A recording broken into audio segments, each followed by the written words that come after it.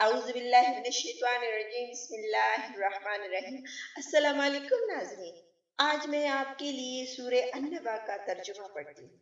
بسم اللہ الرحمن الرحیم۔ شروع اللہ کے نام سے جو بڑا مہربان نہایت رحم کرنے والا ہے۔ کس بات کے بارے میں یہ لوگ آپس میں پوچھتے ہیں؟ کیا اس بڑی خبر کی نسبت؟ وہ بڑی خبر یہ جس کے سلسلے میں اختلاف کر رہے ہیں۔ دیکھو عنقریب یہ جان لیں گے، پھر دیکھو عنقریب یہ جان لیں گے۔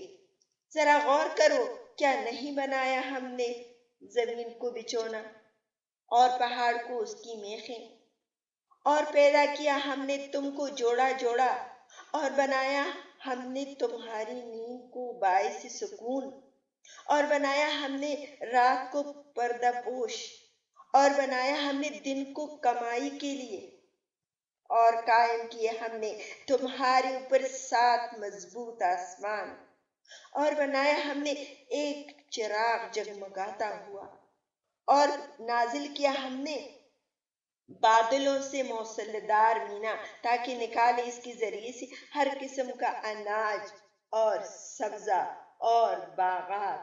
بے شک فیصلے کا دن ہے ایک وقت مقرر، اور جب پھونکا جائے گا سور تو آؤ گے تم فوج در فوج، اور کھول دیا جائے گا آسمان تو ہو جائے گا وہ دروازے ہی دروازے، اور چلائے جائیں گے پہاڑ تو ہو جائیں گے وہ چمکتی ریت۔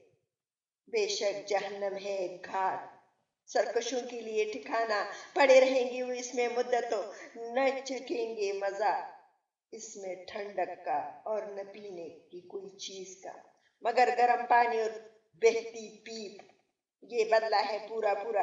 بے شک یہ لوگ توقع نہ رکھتے تھے کسی حساب کی، اور جھٹلاتے تھے ہماری آیات کو جھوٹ سمجھ کر، جبکہ ہر چیز ہم نے گن گن کر لکھ رکھی ہے، لہذا مزہ چکیں گے۔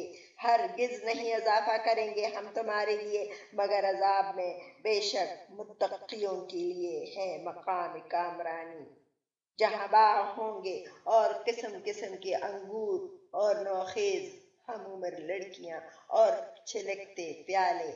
نہ سنیں گے وہاں کوئی بیہودہ بات اور نہ جھوٹ۔ یہ صلاح ہوگا تیری رب کی طرف سے اور انعام کثیر کا، جو رب ہے آسمانوں کا اور زمین کا اور ہر اس چیز کا جو ان دونوں کے درمیان ہے۔ وہ نہایت مہربان ہے، تاہم نہ یارا ہوگا کسی کو اس سے بات کرنے کا۔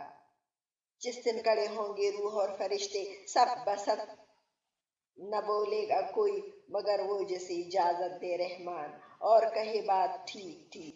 یہ ہے دن برحق، اب جس کا جی چاہے بنا لے اپنے رب کے پاس سے ٹھکانا۔ بے شک ہم نے آگاہ کر دیا ہے تم کو اس عذاب سے جو جلد ہی آنے والا ہے۔